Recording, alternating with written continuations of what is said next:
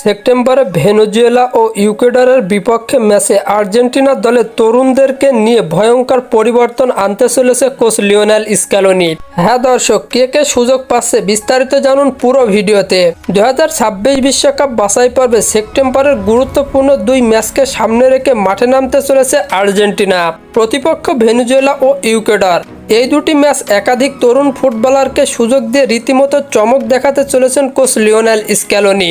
দলের অভিজ্ঞ খেলোয়াড়দের পাশাপাশি বেশ কিছু নতুন মুখ দেখা যাবে স্কোয়াডে। আর্জেন্টিনার ফুটবল ইতিহাসে তরুণ প্রতিভাদের প্রতি আস্থা রাখা নতুন কিছু নয়, তবে এবার যেন বিষয়টি আরও একটু বেশি গুরুত্ব পেয়েছে। বিশেষ করে মিডফিল্ড ও আক্রমণ ভাগে বড় পরিবর্তন এনেছেন স্ক্যালোনি। ইনজুরির কারণে বাইরে থাকা খেলোয়াড়দের জায়গা নতুনদের ঢুকিয়ে দিয়েছেন তিনি।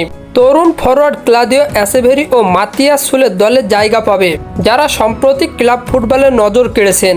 এছাড়াও আক্রমণ ভাগে আরেকটি নতুন মুখ দেখা যাবে, তিনি হলেন পাওলো দিবালা।